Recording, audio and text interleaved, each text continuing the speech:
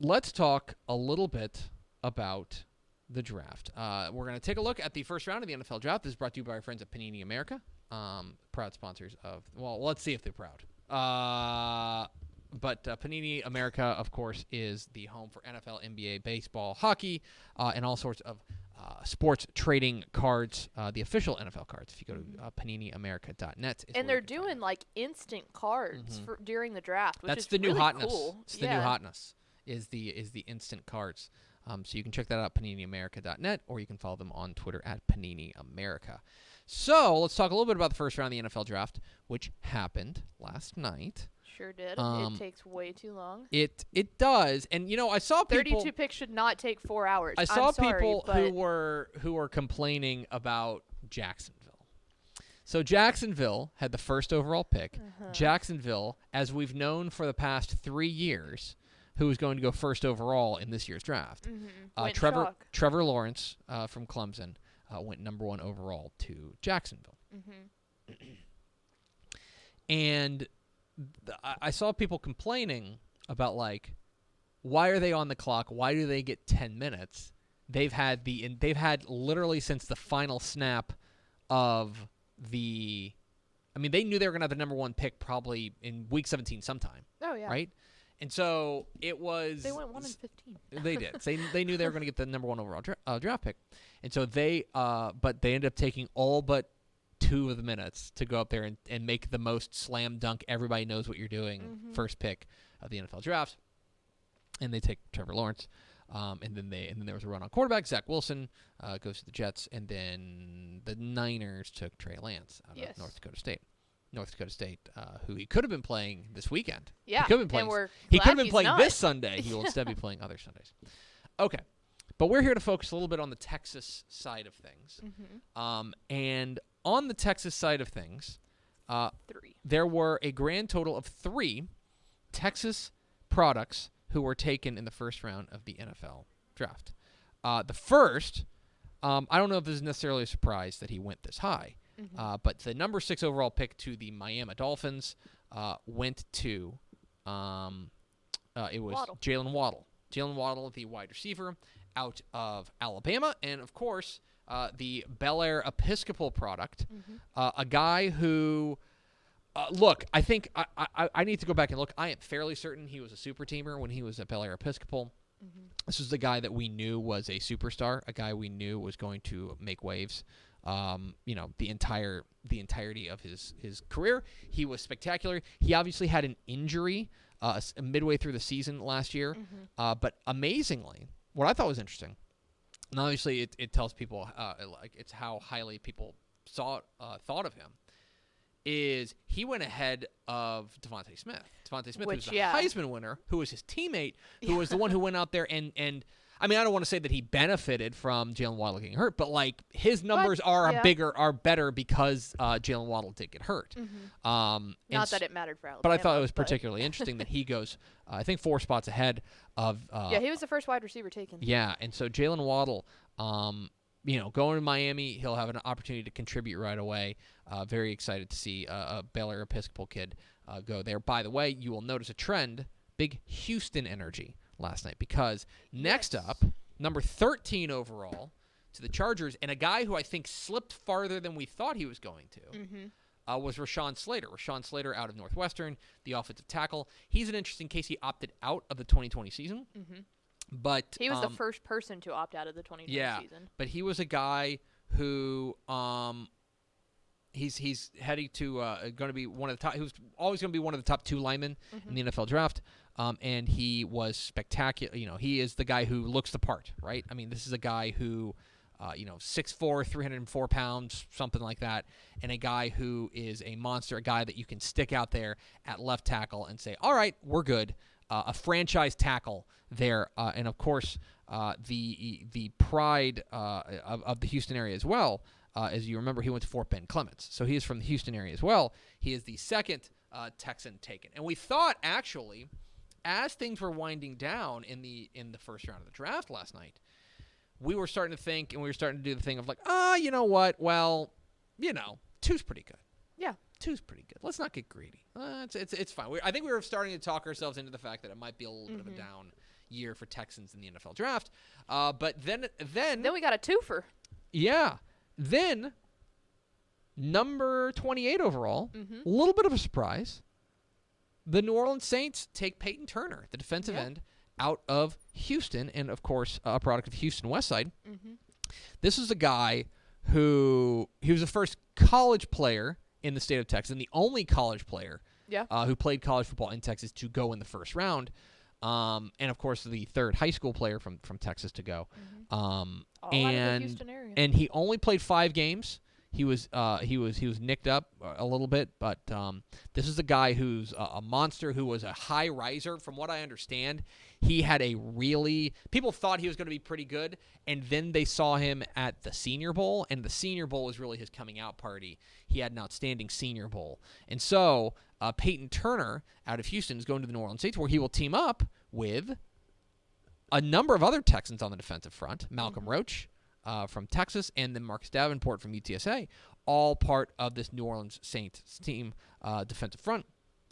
But yeah, overall 3 Texans go in the first round of the NFL draft, and overall, and 1 college player who played in the state of Texas.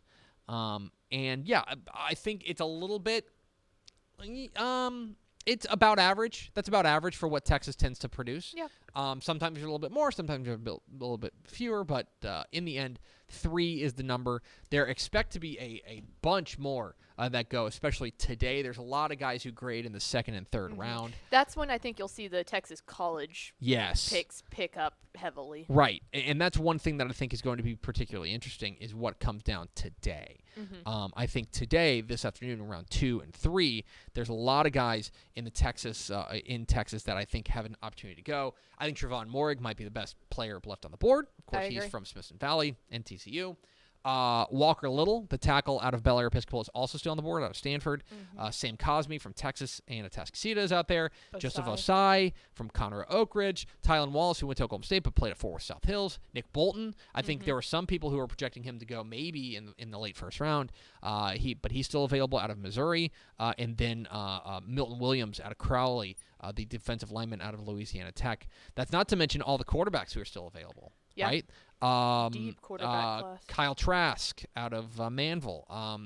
Kellen Mond, who played at San Antonio Reagan, and then, of course, at A&M. And then Sam Ellinger is still on the board. Some people think he might get drafted. I think Shane Buechele and Zach Smith have an opportunity maybe to get taken as well. Jalen Darden. And yeah, look.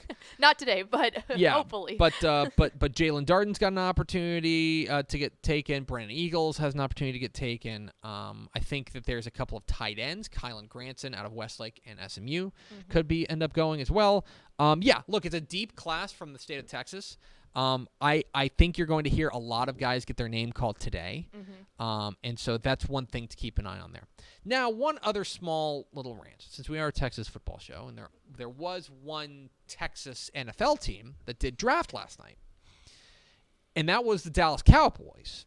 The Dallas Cowboys had the number 10 overall pick in the draft last they traded. And they traded it. They traded it because I think the 2 guys they wanted, J.C. Horn, they wanted a cornerback. J.C. Horn and Patrick Surtain both went right ahead of them.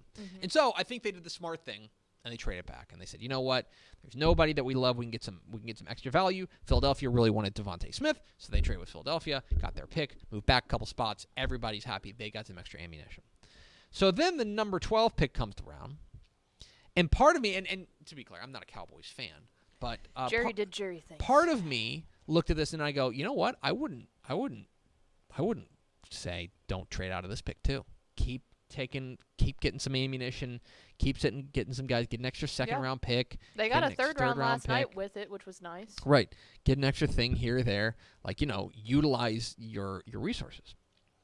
But because I think after J.C. Horn and Patrick Surtain, Surtain was the big one. There was not really a defensive back that I thought was worthy of going in the top half of the draft. You can maybe go with like Caleb Farley, who ended up going 23rd. But it's a lot of guys who you can dream on, but are probably not worth that priority spot. Right. If you really want a defensive back, which they desperately need, I thought that was a move. And if you don't want that, then what I'm saying is, you know what? You can build up some depth on the offensive line. Yep. I think Rashawn Slater would have been a great pick there. A guy that you build. I think what you found out is that, Tyron Smith just had neck surgery. You don't know how long. I think it's neck or back surgery. Yeah. Something serious. The line fell apart last Between year. him and Lyle Collins, and I think you can build. Your offensive line has very quickly gone from asset to mild liability. You can go and use a premium pick on a premium position, get a tackle, maybe move him to guard and season him a little bit like you did with Lyle Collins. There's a lot of possibilities there. Instead, there were a few different things they could have done there. Instead, they took Micah Parsons. Micah Parsons, another linebacker, the linebacker who has from off-the-field issues. Penn State. So let me just tell you about some of the history of the Cowboys drafting using premium picks. Recently, Leighton Vander Esch, 19th overall, 2018. Okay. Then remember they took Jalen Smith, 34th overall, in 2016. Okay. That was after they took Randy Gregory, an outside linebacker, 60th overall. Okay. Remember, now this doesn't really count as a fourth round, but they took Anthony Hitchens there. That all goes back to a lot of different guys. Remember, they took Sean Lee, 55th overall, right? They took, if you want to go back, you can talk about Bobby Carpenter. Yep. They took 18th overall in 2006. So what you're saying is... And here's the thing. I'm not saying that you don't need linebackers. I'm not saying you don't need linebackers. But A, you have now spent an enormous amount of capital on linebackers who won. And the thing is, guys, it appears to me that the Dallas Cowboys are trying to win the Super Bowl in 1997. That's what it comes down to. Because all of these guys, Micah Parsons included, they are run and hit linebackers. Okay? They are, fundamentally, they are car crash linebackers. They are not guys who are, in my opinion, they're not the hybrid guys that you can leave on the field for every formation. If you go in a dime package, you have to take guys like Micah Parsons, unless you're going to line them up at defensive end, off the field. Yep. And so now, and I guess I just don't understand, but it goes back to what they did with Ezekiel Elliott too, that nobody in the world should be taking a linebacker or a running back that plays like this, that cannot drop into coverage. Because from what we understand, I've watched a little bit of tape on it, Micah Parsons in pass coverage is not the guy you want. No. Okay? That all works if this is 1997. But it's not. You have to have those hybrid linebackers, and instead they continue to pump premium picks into it with Jalen Smith and Leighton Vander Esch and Sean Lee, all these guys, on the idea of this is the guy. This is the one who's going to fix our linebacker core. When you have all these other problems, I just don't get it. I don't get it. And what I think it is, because here's the thing. Micah Parsons is a really impressive specimen, okay? I don't love using words like that, but you watch him play football and you're like, okay, this guy his highlight film is fun, okay? His highlight film is really, really fun. But does that translate to the NFL? And especially, guys, it's not a surprise that Sean Lee and Jalen Smith and Leighton Vander Esch have struggled to stay healthy. Do you know why? Because linebackers and running backs are fundamentally treated as disposable in the NFL. That's why they don't get drafted that high. So unless there's basically one exception in recent memory, and that's Luke Kuechly. If you draft Micah Parsons and he turns into Luke Kuechly, I'm happy to say mea culpa. But right now, it just feels like they have this addiction to run and hit linebackers who are old school. And I'm just not sure that's the way the NFL's played these days. No. So it doesn't work that way. It's another Big Ten linebacker. I don't know. And one again that is so on brand and has some off the field issues too. Well, there's also character issues and that's its own thing. I don't know. I don't know, man. I was sitting there thinking. He went full Jerry. There was no doubt about it. You have the hope that something's going to get taken. They only sit there and look at the one player that they wanted, and it got taken. He got taken the pick beforehand. So Jerry freaked, and he had 2 picks to sit there and collect his thoughts, and then said, "You know what? Linebacker, do it. Yeah. Bet you won't." And then it's the same thing over and over and over again. They keep putting their hand on the stove, and they don't learn. So this is particularly interesting, but I